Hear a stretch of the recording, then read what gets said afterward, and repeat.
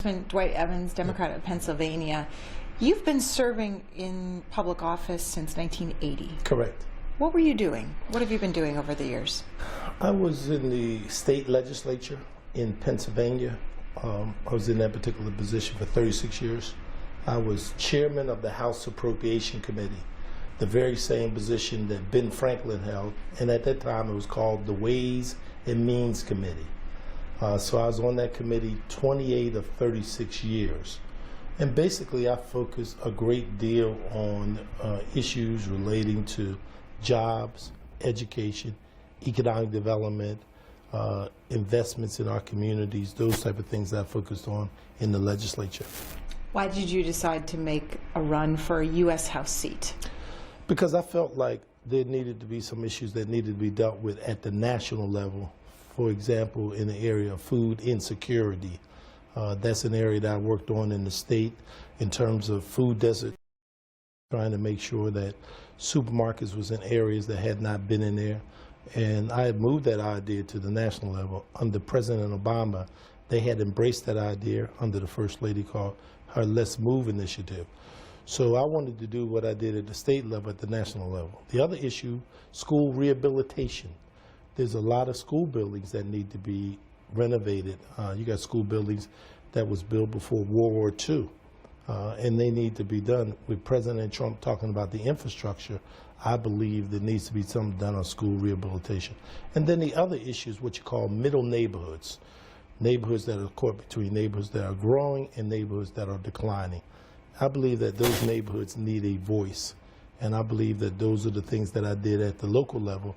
I now want to make them happen at the national level. What committees are you serving on? I'm on the Small Business Committee, which is perfect relating to the question of neighborhood development. Small businesses are really the key of this country. They need a champion. I want to be that champion. And then I'm on the Agriculture Committee. Pennsylvania is known for its agriculture products. They have normally a farm show every January. You're talking about 67 counties. And between Philadelphia and Pittsburgh, agriculture is extremely important, not just to Pennsylvania, but to the entire nation. What will you be focusing on first here in the office, and how have the first few months been for you to make that transition from a state legislature to the U.S. House of Representatives? Well, the first thing I'm focusing on, and I introduced the House Bill 922 3 weeks ago on school rehabilitation. In the case of the district I'm in, you have school buildings that cost $5 billion for renovation. If we're talking about having an education school system that is more for the 21st century, we have to upgrade our school buildings. It is extremely important. Just as President Dwight Eisenhower did with roads and highways back in the 50s, our school buildings are in deplorable condition. President Trump has talked about the element of infrastructure. I believe that's a great match. So I introduced the bill, and it's a very similar concept that President Trump used when he was renovating a hotel here in the city of Washington called the Rehabilitation Tax Credit.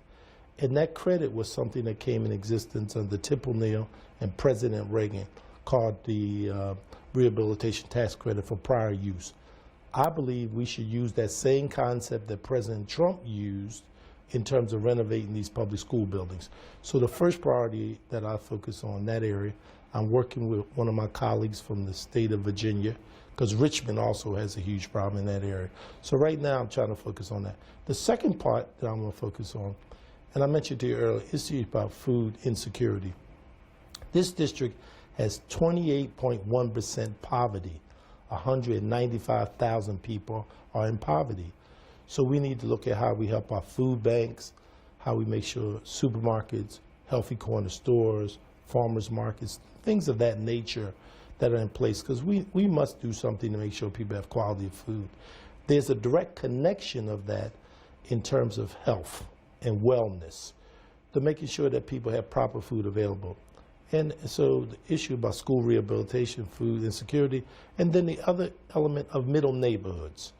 I talked to Congressman Cunningham, Elijah Cunningham from Baltimore, That's an issue that he has very much a concern on. There's a number of other members I've been talking to, and I think that's an area we need to focus on. Education important to you. You have a portrait of Thurgood Marshall hanging in your office. Why? Because the Brown versus Board of Education decision came down on May 17th, 1954. I was born May 16th, 1954. Brown versus Board of Education really changed the whole dynamic about inclusiveness in our public school system. And what better person to have Thurgood Marshall, who's one of my heroes, who has demonstrated when he was on the Supreme Court, as well as when he was working for the NAACP, the importance of making sure that the law works for the people, all of the people. And if anybody knew and understood the Constitution, Thurgood Marshall really understood the Constitution. So as a lawyer and on the Supreme Court, he demonstrated to all of us the importance of our court system as well as the Supreme Court. You've been serving in public office since 1980. What or did somebody inspire you to serve? There was a number of people who inspired me to serve. First and foremost, my grandmother, my mother.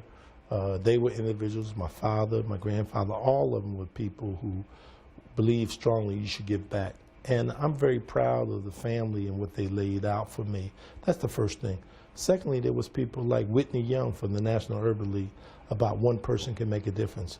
Reverend Leon Sullivan, who did a lot in the inner city and internationally when he talked about, he wrote a book called Build, Brother, Build. And in that book, he talked about the importance of the African American community building our communities. So people like Leon Sullivan, people like Whitney Young, people like Thurgood Marshall, Fannie Lou Hamer, Phyllis Wheatley, all of those people contribute to me in one way or the other. But in this particular seat, I'm the 5th African American to ever serve in this particular seat. The original Robert N.C. Nix, he was elected in 1958. I was 4 years old when Robert N.C. Nix, and this seat is a seat that Congressman Bill Gray served in, who went to ultimately being the whip of the United States Congress and the chairman of the Budget Committee. So those people also laid the groundwork to where I am today. What specifically did your mom or your dad or what did they tell you about giving back? Well, basically, they were individuals who believed that we're not in this world by ourselves. We are our brothers and sisters keepers. My mom always used to talk about you go to school, you go to church. The first church that I went to was on Haynes Street, called the Providence Baptist Church. And then there was Robert Fulton Elementary School. So the elementary school was directly across from the church. So, it was school during the week and church on Sunday, and that's what my mom would stress to me. And my grandmother, who's no longer alive, was the matriarch of all of us. She was the one who set the tone. She was the one who made sure that we all understood the importance of education and not making excuses and working hard. So my grandfather was a self-made man. He was in the Navy. He was someone who kind of did things from the bottom up. My father was in the service. He too worked for a company called Quaker Storage Company, and he also understood. So between my father, my grandfather, my mother, and my grandmother, it was that combination that laid the foundation to where I sit here today.